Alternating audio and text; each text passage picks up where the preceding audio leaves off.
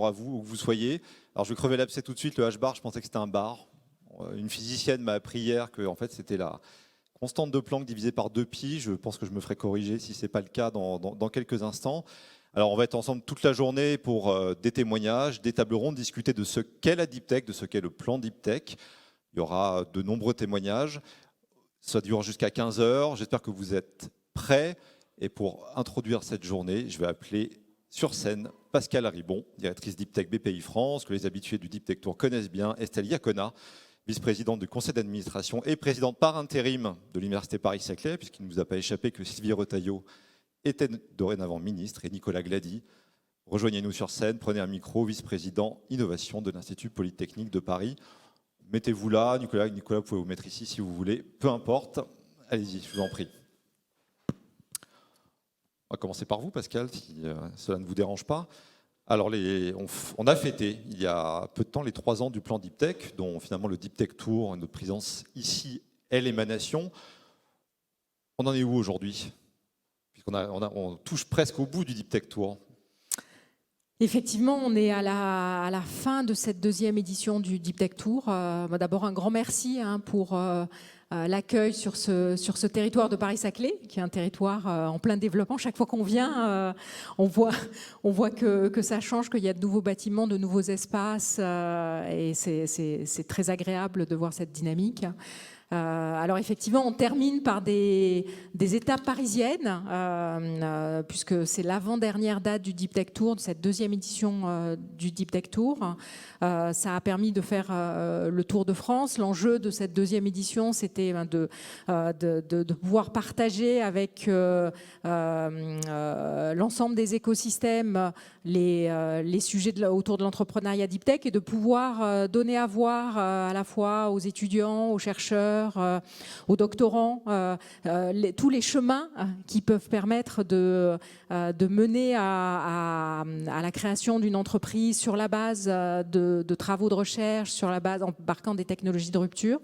Je pense que on a probablement participé à planter un certain nombre de graines. On a produit beaucoup de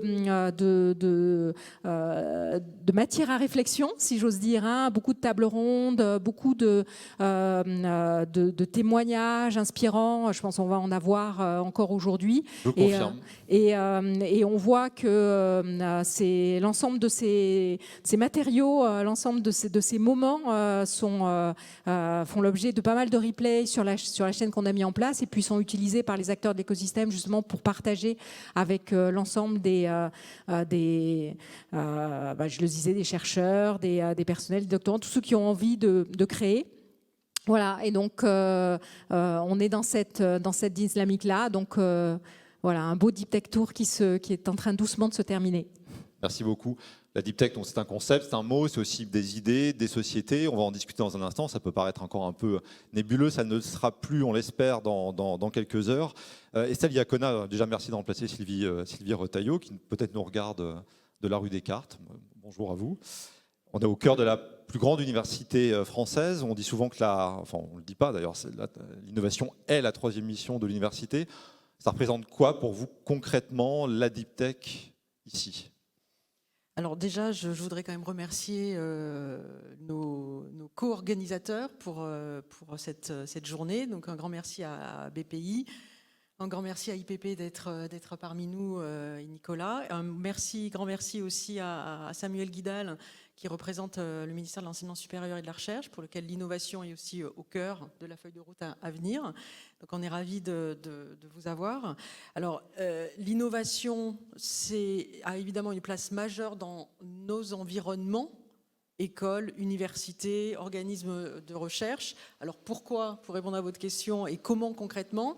Finalement, quand vous regardez quelles sont les missions fondamentales de notre environnement académique, vous avez évidemment l'avancée du front des connaissances, la production de connaissances, les diplômés, tout niveau, qui vont être au cœur de l'innovation et qui vont être aussi en tant qu'à la fois porteurs de nouveaux métiers, porteurs de créativité et de nouvelles solutions pour les défis de demain. Voilà, ça c'est nos 2 missions fondamentales. Quand on pense à l'université, on pense à ces 2 missions-là. Et évidemment, ces 2 missions-là, elles sont complètement connectées à la 3e mission qui est celle de l'innovation, puisque qui dit avancée du front des connaissances, dit rupture scientifique, rupture technologique, rupture en termes d'usage, en termes d'évolution de la société finalement et de nouveaux modèles de société. Et la liaison avec nos formations et nos diplômés, elle est aussi évidente, puisqu'encore une fois, ce sont ces diplômés qui demain, dans les entreprises, dans les institutions qui vont les recruter, vont faire évoluer la société de demain et contribuer à répondre aux défis de société. Donc voilà pourquoi l'innovation est effectivement une troisième mission fondamentale, un pilier fondamental et en lien avec les deux premiers. Vous avez presque tout dit, effectivement, l'impact sur la société, les idées, la technologie. On aura des exemples très précis dans peu de temps. Je vois Eugénie Guimin, je vois Tristan Morel qui se prépare à vous présenter les leurs. Nicolas Glady, je me tourne vers vous. Maintenant, vous êtes vice-président innovation de l'Institut Polytechnique de Paris. Donc, j'imagine bien que la Deep Tech, ça ne vous est pas étranger. Vous pouvez nous en décrire un peu l'idée que vous en avez ? Alors, tout à fait. Et à mon tour, je vais bien sûr remercier nos co-organisateurs, l'UP Saclay et bien sûr la BPI France de nous accueillir aujourd'hui. Alors, il faut savoir que pour les écoles de l'Institut Polytechnique de Paris, l'innovation d'une manière générale et la Deep Tech, c'est vraiment dans notre ADN. Je rappelle, 5 écoles, l'ENSTA, la toute première, littéralement la première école d'ingénieurs, puisqu'elle a été fondée en 1741, l'école polytechnique, Télécom Paris, qui a été la première école d'ingénieurs à avoir un incubateur à Paris, et l'ENSAE et Télécom Sud Paris, ensemble, on a pour mission de former les ingénieurs qui feront la technologie, la Deep Tech de demain. Je pense que c'est aussi dans notre ADN, puisque quand on voit nos ministères de tutelle, que ce soit le ministère des Armées ou le ministère de l'Économie, des Finances et aujourd'hui de la souveraineté technologique, eh bien on voit qu'en fait, on est vraiment là justement pour accompagner cette innovation. Alors très concrètement, aujourd'hui, on s'est mis comme objectif et ça va résonner d'ailleurs avec la charte qu'on va signer aujourd'hui, d'exposer 100% de nos élèves à la boîte à outils de l'entrepreneuriat et donc les former à l'entrepreneuriat. Bien sûr, ils ne seront pas tous entrepreneurs, mais aujourd'hui, qu'on soit cadre chez Orange ou quelque sorte d'ingénieur que ce soit d'ailleurs, eh bien, il faut savoir ce que c'est que l'entrepreneuriat, ce que c'est que l'effectuation, ce que c'est que rapidement la mise en marché. Et en plus, nous, il se trouve qu'effectivement, on est très très fortement axé sur la technologie et aujourd'hui, on dit Deep Tech, aussi en lien avec nos labos. Je rappelle qu'on est sans doute aussi avec l'UP Saclay sur le plateau. On a le centre de sciences et de technologie qui est sans doute maintenant le plus dense de France et peut-être même d'Europe. Et donc, dans cette logique d'ingénieur à la française, où on va les former des mathématiques fondamentales jusqu'aux applications en passant par l'IA, l'algorithmique, le quantique, toutes les technologies, eh bien, on a vraiment tout ce qu'il faut pour former les bons entrepreneurs, les bons innovateurs de demain. Je vais vous donner 3 exemples que j'aime beaucoup et après je conclurai. Exotrail, c'est en fait du New Space, ils font des petits satellites, c'est une des startups que nous incubons et donc là on voit vraiment qu'on est dans la deep tech, alors peut-être qu'on est dans la high tech, un peu de la sky tech puisqu'on est dans les cieux. Mila, le New Space comme on dit. Voilà, le New Space exactement. Mila qui propose de soigner les difficultés d'apprentissage par la musique et bien sûr un exemple que j'aime beaucoup c'est Exotech qui était la 25e licorne française, la première licorne industrielle en France et qui est sortie de l'incubateur de Télécom Paris. Et donc, on voit qu'on est vraiment on n'est pas sur de l'innovation de type marketplace comme on a souvent. Et bon, c'est très, très bien. Mais nous, notre mission, c'est vraiment les métiers de l'ingénieur, très technologique, très scientifique. Et donc, on a cet exemple-là. Alors, on accompagne nos élèves, comme je le disais, à tous les stades. Bien sûr, j'ai parlé des laboratoires. Bien sûr, on pense à nous, on pense à la formation, mais on fait aussi de la prématuration, de la maturation et même de l'accompagnement de mise en marché. Juste pour vous donner un chiffre, sur la prématuration, maintenant, on a engagé environ 2,1 millions sur 34 projets. Et donc, ça vous donne un peu l'ordre de grandeur qu'on a. Et au total, et je conclurai là-dessus, jusqu'à présent, les écoles de l'Institut Polytechnique de Paris ont accompagné 1000 startups depuis leur création. Et donc, c'est un beau chiffre quand même pour montrer l'engagement très ferme qu'on a sur ce sujet. C'est quoi une licorne? Alors, aujourd'hui, on sait qu'on parle beaucoup du chiffre d'affaires ou de la valorisation des startups. Et donc, quand on dépasse la valorisation du milliard, on va parler d'unicorne. Maintenant, on parle de décacorne, etc. Au-delà des valorisations, nous, ce qui nous intéresse, c'est qu'on est fier en fait de la mission qu'on a d'accompagner l'économie, qui est vraiment à nouveau aussi liée à notre ministère de tutelle. Pour moi, notre objectif, c'est d'arriver à créer les écosystèmes technologiques de demain et donc créer aussi les acteurs qui seront centraux dans ces écosystèmes. Et je vais citer 2 secondes Cédrico, parce que je trouve que ce qu'il disait, c'était très intéressant à l'époque où il parlait des licornes. Hein, alors Cédrico, ancien ministre du numérique, enfin secrétaire d'État au numérique, et qui disait, en fait, ce qui est de très intéressant avec ces acteurs centraux, c'est qu'ils nous permettent de développer des expertises sur ce qui était au début, qui n'était pas leur cœur de métier. Donc, il prenait par exemple l'exemple d'Amazon. Aujourd'hui, Amazon, c'est le premier acteur du cloud, alors qu'à la base, c'est plutôt ils vont vendre des produits sur une marketplace. Mais, des livres même. Oublié, des livres, des livres et puis tout un tas de choses. Voilà. Mais ce qui est important, c'est qu'on crée des acteurs qui ne sont pas nécessairement des acteurs du numérique, cœur de métier, ou des acteurs même sur le quantique, etc., mais qui sont centraux dans les écosystèmes et qui du coup permettent de développer autour d'eux des écosystèmes technologiques qui feront la technologie de demain. Merci beaucoup Nicolas. Nicolas Grédy, on a mis déjà plein pied finalement dans le sujet, les licornes, la valorisation. Ça peut être encore un peu nébuleux pour vous, c'est normal. On va vous l'expliquer aujourd'hui. Je vous invite à rejoindre le public, le temps d'entendre Monsieur Samuel Guibal. Et puis vous revenez tout de suite me rejoindre pour la signature traditionnelle de la charte. À tout de suite. Vous pouvez déposer votre micro et me rejoindre dans une petite minute. Allez, 3 petites minutes. 4 petites minutes. Vous négociez pas, donc je vais pas vous...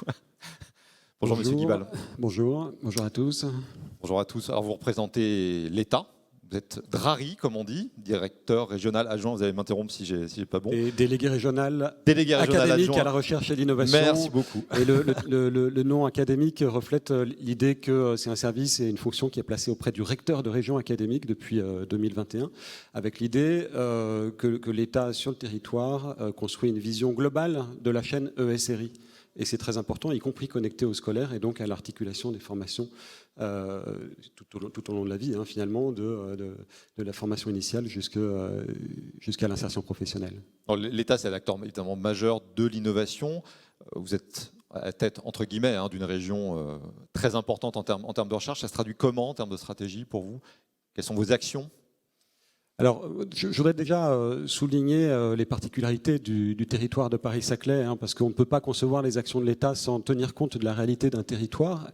Et je crois que les investissements massifs consentis par l'État depuis plus d'une dizaine d'années, 15 ans maintenant, sur la transformation de ce territoire et dans des enjeux à la fois de développement économique, mais aussi d'attractivité internationale, de visibilité, appuyés par une densité exceptionnelle d'acteurs de l'enseignement supérieur et de la recherche, et qui est une densité historique, avec la présence historique de l'université Paris-Sud, qui est une émanation de l'université de Paris, mais des organismes de recherche aussi massivement, CNRS, INSERM, INRIA, INRAE, etc.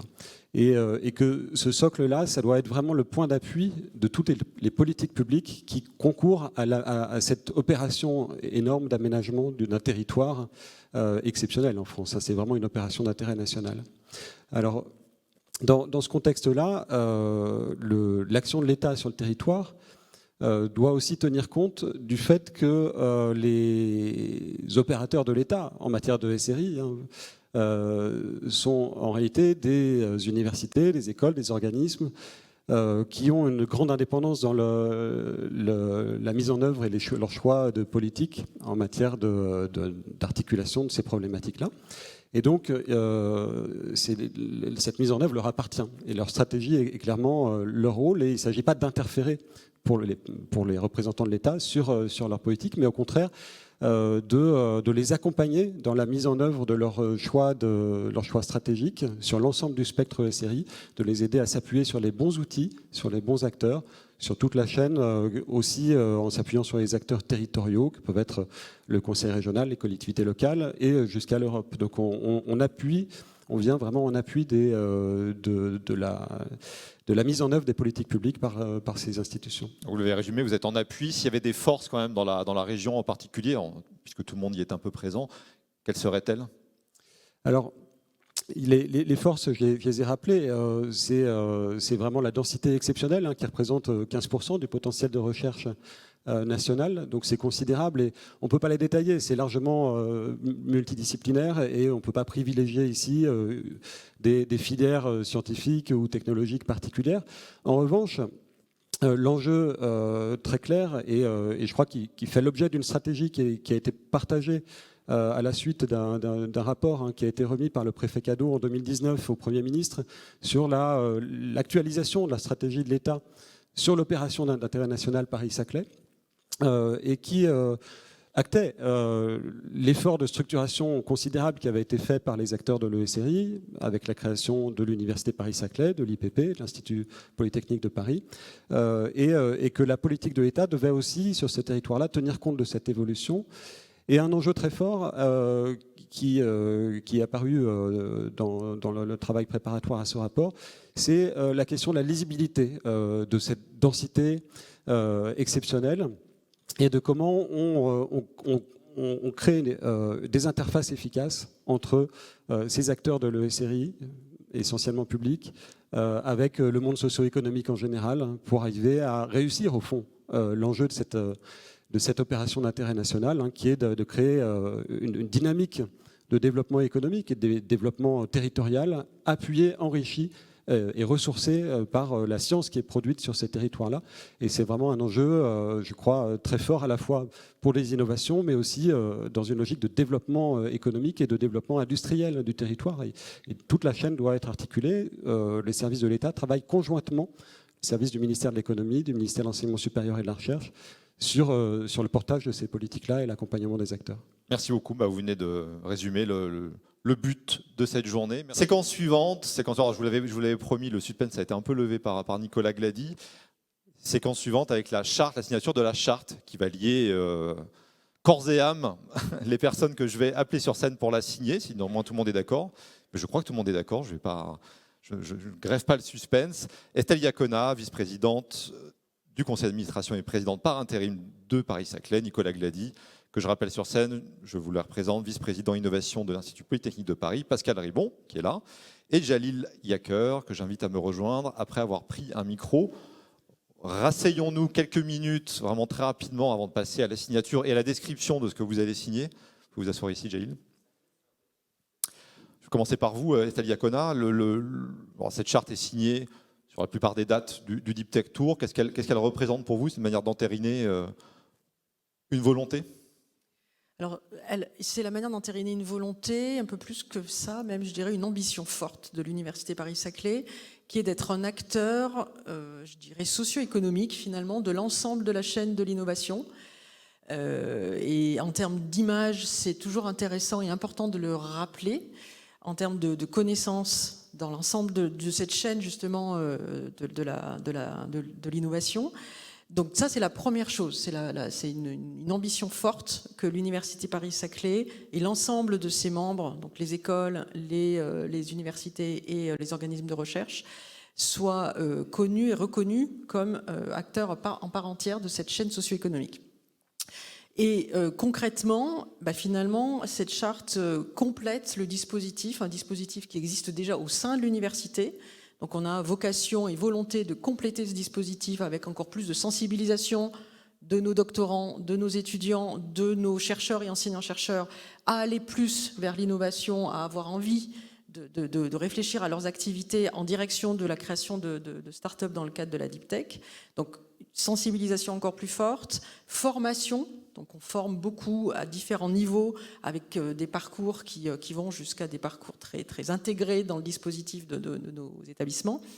Et finalement, cette charte nous aide, nous complète ce dispositif de sensibilisation, de formation, de mise en visibilité, et puis et aussi une passerelle encore plus forte qu'elle n'existe aujourd'hui à l'université vers l'ensemble des autres acteurs du monde socio-économique.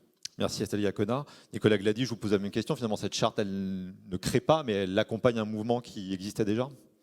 Et elle l'accélère, en fait. Parce qu'aujourd'hui, le vrai sujet, c'est que des écoles comme les nôtres, j'ai répété qu'on a souvent été leader sur l'ouverture de nouvelles voies. Mais aujourd'hui, le sujet, c'est un enjeu de volume. Si je vais prendre un exemple, Il se trouve que ce matin, d'ailleurs, j'en discutais avec une ministre où on parlait du plan du président de la République de former 400 000 personnes, jusqu'à 500 000 personnes au numérique sur son quinquennat. Donc ça veut dire 100 000 personnes par an au numérique. Aujourd'hui, il faut savoir que le nombre d'ingénieurs, par exemple, du concours commun Minpon, c'est 16 000 candidats. 16 000, 100 000, on voit qu'il y a un problème d'ordre de grandeur. Et donc il faut que tous ensemble, on passe vraiment à une échelle qui nous permettra de créer les grands champions français et européens sur la deep tech, d'avoir les talents qui nourriront ces écosystèmes, de répondre aux grands enjeux technologiques, que ce soit sur le quantique, que ce soit sur le new space qu'on a cité, tout ça, où en fait, ce n'est pas une petite école ou même une université seule qui pourra répondre à ces enjeux, c'est vraiment tous les écosystèmes. Et comme je le disais ici sur le plateau de Saclay, je pense que nous avons le premier cluster scientifique et technologique, certainement en France et je l'espère bientôt en Europe. Et donc, c'est notre devoir, en fait, de s'allier pour faire ce passage à l'échelle qui va nous permettre de répondre à ces grands enjeux où une école seule, une université seule, un pays seul, aujourd'hui, n'est pas suffisant. C'est pour ça que je parle toujours de français et européens, parce que les enjeux sur les différentes dimensions technologiques dont on parle, on peut aussi parler des grandes infrastructures numériques, par exemple, il est bien européen. Parce que c'est ça l'échelle qu'il faut viser. Et donc, ça veut dire aussi qu'à notre niveau, on doit jouer notre rôle de leader. L'Institut Polytechnique de Paris, premier groupement d'ingénieurs. L'UP Saclay, première université de France. Et donc, on doit jouer notre rôle de leader pour entraîner avec nous tout un écosystème. Et c'est vraiment dans ce sens-là que l'action de cette signature de charte, pour moi, s'inscrit. Merci beaucoup Pascal Ribon. On dit souvent que les paroles s'envolent, les écrits restent. C'est pour ça la signature de cette charte, c'est pour matérialiser un petit peu cette démarche. Alors effectivement, quand BPI France s'est vu confier par l'État l'opération du plan Deep Tech il y a 3 ans, c'était beaucoup d'argent. Il y avait plusieurs milliards qui étaient à la clé et d'ailleurs qui ont été encore renforcés avec le plan Nouvelle Industrie l'année dernière. Et ces moyens très très importants étaient essentiellement dédiés à l'accompagnement des startups à partir du moment où elles étaient créées, avec la capacité à les aider pour se développer et devenir des licornes, mais aussi des poneys, comme j'aime à dire, parce qu'en fait c'est l'ensemble de la filière. De ces nouvelles filières qui se construisent.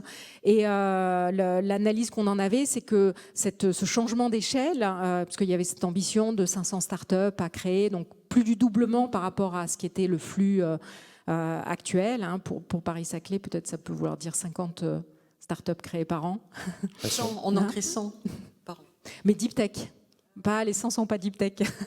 Mais donc, il y a effectivement ce passage à l'échelle et on s'est dit ce passage à l'échelle, on pouvait le faire que si on avait vraiment une collaboration très étroite entre à la fois les acteurs du financement de l'innovation et du monde des entreprises, de l'entrepreneuriat que nous sommes, nous, BPI France, dans notre vie quotidienne, et puis les acteurs du monde académique qui produisent à la fois la connaissance, les étudiants qui vont travailler dans les entreprises et qui sont à la manœuvre dans cette partie amont, et que ça nécessitait de renforcer des liens qui existent déjà, qui étaient matérialisés dans beaucoup d'actions, mais qui avaient besoin d'accélérer, de passer à l'échelle.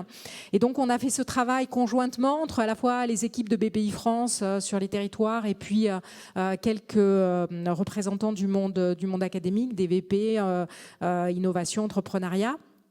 Et on a listé en fait l'ensemble des sujets sur lesquels il y avait déjà de l'expérience de collaboration, des actions qu'il fallait renforcer, la sensibilisation en fait partie, et donc il y a un certain nombre de thématiques qui sont portées, et on s'est dit que on allait le porter sur chaque date du Deep Tech Tour et le matérialiser de façon à se donner un peu des bases pour aller plus loin.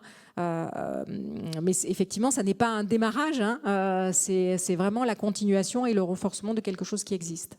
Merci beaucoup Pascal Ribon. Jalil Yaker, vous confirmez, j'imagine, ce qu'a dit Pascal. Pour vous, comment vous allez vous en emparer au niveau local, parce que vous êtes directeur régional BPI France? Oui, donc je confirme effectivement les propos de Pascal. Donc nous, déjà, la signature de cette charte, c'est la formalisation d'une conviction que nous avons toutes et tous ici autour de la table. C'est qu'il y a un gisement de création de valeur, de création de projets entrepreneuriat dans nos laboratoires et universités. Bon. Donc ce gisement, eh bien, il faut le faire émerger, il faut l'accompagner. Et donc, nous, tout l'écosystème, devons travailler en équipe. J'ai bien aimé ce que vous avez dit, hein. Travail d'équipe au niveau français ou européen.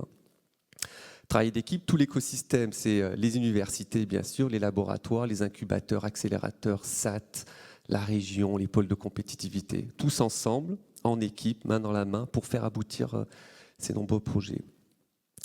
Et donc concrètement, moi j'ai une équipe, il y a la patronne de l'innovation de ma direction régionale qui est ici, qui sera présente toute la journée, Gabrielle Lefebvre, avec une équipe d'10 ingénieurs, des chargés d'affaires, dont le rôle est d'aller accompagner tous ces projets de création d'entreprise. Et aussi, c'est la nouveauté par rapport à ce que nous faisions jusqu'à présent, c'est d'aller dans les laboratoires et universités prêcher la bonne parole et puis montrer finalement tout ce qu'il existe pour accompagner les projets et pour les faire émerger. On était traditionnellement très présent, on sait accompagner les startups, on sait le faire depuis très longtemps. On est très présent dans l'écosystème incubateur-accélérateur. Notre axe de progression, c'est vraiment notre présence dans les laboratoires et universités. Voilà. Donc c'est la nouvelle feuille de route que j'ai donnée à la patronne de l'innovation sur l'île de France-Est, donc Gabrielle, et donc elle va s'y employer avec toute son équipe. Et juste un mot, parce que vous avez parlé donc plan Deep Tech, on est à 3 ans, hein, et donc moi je vois qu'il y a quand même de très belles choses qui ont été faites, hein. Pascal l'a dit, on était à 150 créations de start-up Deep Tech en 2019 au lancement du plan. Aujourd'hui, on est à 250. C'est 25% de création de plus par an, donc l'objectif des 500, on va l'atteindre, hein, en 2024. Il n'y a jamais eu autant de fonds levés au niveau des startups Deep Tech, 2,3 milliards en 2021, c'est 90% de croissance, c'est énorme. Associé à cela, il y a les 500 millions de BPI France. Et puis, il y a eu d'études là, qui montrent dans l'Observatoire de la Deep Tech que 40% des doctorants et chercheurs ont un projet entrepreneurial. C'est génial. Donc, il y a cette volonté, il y a tout un écosystème, il y a des moyens financiers considérables, l'écosystème d'accompagnement et puis un alignement de planète, des défis sociétaux, vous en avez parlé. Les défis sont énormes dans le New Space, la souveraineté alimentaire et énergétique, la transition énergétique. Donc en fait, tout ça fait que il y a un boulevard pour accompagner donc tous ces projets-là. Un boulevard qu'ont emprunté déjà certaines des personnes que vous allez entendre dans un instant, après la signature de la charte, puisque j'ai compris que vous êtes tous d'accord pour la signer, à moins que vous disiez l'inverse là tout de suite, mais je ne crois pas. Pendant que le pupitre avec les parapheurs nous rejoint, je fais un tout petit peu d'autopromo, ça permettra de combler le temps. Donc The Meta News, c'est aussi un podcast que vous pourrez écouter sur toutes les bonnes plateformes de diffusion, qui s'appelle Le Déclic, avec des témoignages de chercheurs qui ont lancé leur start-up et qui vous racontent leur expérience. Voilà, c'est moi qui anime et on n'en a eu que des félicitations. Alors, je vous invite à rejoindre le milieu de la scène. Il y a 4 parapheurs, un stylo chacun et dans quelques minutes, je souhaite voir autant de signatures qu'il y a de parapheurs au bas de ces chartes. Alors, je vais vous en décrire un petit peu l'objectif pendant que nos interlocuteurs la signent. L'objectif national, donc 500 startups Deep Tech par an, ça c'est clair. Le pilier numéro 1 de cette charte, c'est la sensibilisation des étudiants, doctorants et chercheurs à l'entrepreneuriat. Pilier numéro 2, donner de la visibilité aux acteurs de l'écosystème, aux projets et aux startups Deep Tech. Pilier numéro 3, accompagner financièrement les chercheurs, doctorants et entrepreneurs. Pilier numéro 4, accompagner les entrepreneurs et startups Deep Tech sur des plans stratégiques et opérationnels. Pilier numéro 5, renforcer la dynamique collective de partage et de construction au sein de l'écosystème Deep Tech. Voilà, pendant que le ballet des parapheurs se termine, vous n'oublierez pas de faire la photo officielle auprès de Laurent une fois que toutes les signatures seront apposées. Un grand sourire pour chacun. La photo est bientôt faite. Et c'est bon. Merci à vous 4. Les parapheurs et le pupitre vont rejoindre le public et on va bientôt rentrer dans le vif du sujet. Attention